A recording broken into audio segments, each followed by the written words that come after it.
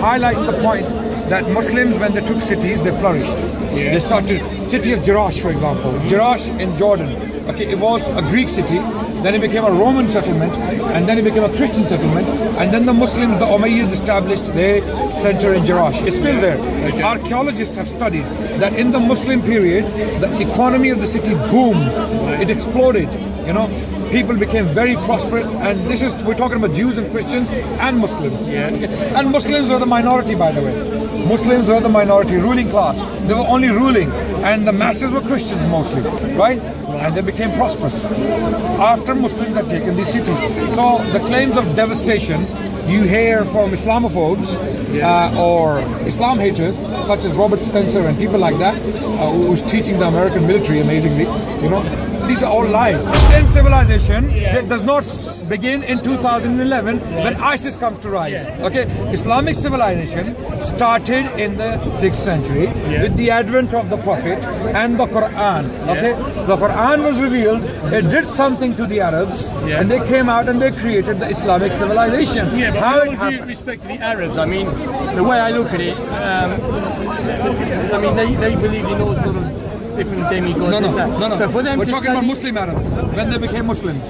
Yeah, but how they became Muslims, say for example, I mean, for them, okay, someone's coming to the store, okay, instead of that God, we'll just believe in this God. No big deal. I mean, I think it was as simple as that, because they actually explained why they believe in this God. Yeah. Okay. Have you read some of the sentiments? First of all, now for those people to be believing in some other form of demigod or whatever. No, there's no demigod they believe in. Or, you know, some idol worshipping or whatever the Arabs used to do at that point of time, because they were all idol worshippers. So not all. Well, most of them anyway. Well, so for them, I mean, if it was very simple for them to stay believing some idol as a god, it won't need great sort of cognitive thing to them believing. So why did they fight Muhammad? What? Why did they fight Muhammad? Why did they try to kill him for 20 years? Because he was upsetting them, I suppose. Upsetting them? Yeah. Why? Because something to do with... So if it was only the matter of believing in one idol or the other idol, why did they didn't try to kill him. His uncle was protecting him. I'm talking to him, sorry. His uncle was protecting him though. And I'm talking to him, sorry. I'm sorry. We're having a discussion now. It was something to do with trade and everything, because if everyone didn't come to Mecca, if they got rid of the idols, they would have trade or something. No, that's a theory. That's a theory. But why would they come out of Mecca to attack Medina? I don't know. Hey? Why did they come out of Mecca to attack Medina? Because they saw him, perceived him as a threat with his... Threat to what? To their way of living. He was politically insignificant. Yeah, he was so weak that they besieged him. Obviously, they did perceive him as a threat, otherwise they wouldn't have bothered, would they? Why? What was the threat? I'm not a historian, but... so the new faith did pose not only a religious, political, or economic threat, it posed an existential threat to them, right? Yeah, because say for example, if I was head of a tribe, I believe in God, this God, I had power. Now, if someone else is saying, you come across and say, no, I'm the prophet, and English should just believe in me, then I lose my power. So I'm going to go against you. If you didn't have firm belief in something, sorry, you can go. If you believed in something, let's say, if you don't have a firm belief in something, you just change one bicycle to another bicycle, no, but one car to another car. They tribal leader, don't they? Okay. So they would fight and die for the tribal leader. Yeah, I mean that's what they used to do at the time. Remember? Right. Okay. So they would simply go out and fight the Romans and the Persians just because they love the tribal leader. Well, I mean people still do it. They join the military. No, they don't. They don't. Of course they do. I mean, you look at and they die of depression. You know the American army? Yeah. Those who've been to Iraq? Yeah. You know the suicide rate? Yeah. I know. Okay, so why were Muhammad's companions not committing suicide? Yeah. If you know why these people are committing suicide? Because they don't know why they're there. Yeah. They don't know why they have to kill children and women and bomb civilian areas. They don't know. But Muhammad's companions did no such thing. They believed that they were fighting for a just cause, and they established peace and justice in the land. And that's why they were so happy. And that's why they kept going as far as southern France and northern China and down India in Sindh. Okay, within Muhammad died, peace be upon him, in 632. 732. exactly a century later. Same reason as the Christian Crusaders went across and looted Jerusalem, I suppose. Because was there faith in there? No. So you can't make the same analogy The there. Crusaders, Crusaders barbecued Muslim because they were hungry and dogs. Muslim didn't do that. That's the difference. well, that's Marathon Oman. Yeah, Marathon Oman. It's one incident where the Crusaders they cooked people and ate them. Exactly. Yeah, Muslims didn't do anything like that. But the Muslims had principles. They could not go and cause indiscriminate destruction.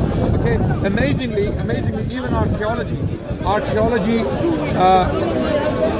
highlights the point that Muslims, when they took cities, they flourished. They started city of Jerash, for example. Jerash in Jordan. Okay, it was a Greek city. Then it became a Roman settlement, and then it became a Christian settlement, and then the Muslims, the Umayyads, established their center in Jerash. It's still there. Archaeologists have studied that in the Muslim period, the economy of the city boomed. It exploded. You know, people became very prosperous, and we're talking about Jews and Christians and Muslims. Okay? And Muslims were the minority, by the way. Muslims were the minority, ruling class. They were only ruling, and the masses were Christians mostly, right? And they became prosperous after Muslims had taken these cities. So the claims of devastation you hear from Islamophobes or Islam haters, such as Robert Spencer and people like that, who's teaching the American military, amazingly, you know, these are all lies. These are all lies. So the bottom line is, when you study history objectively, you come to realize that there is a lot of people don't understand.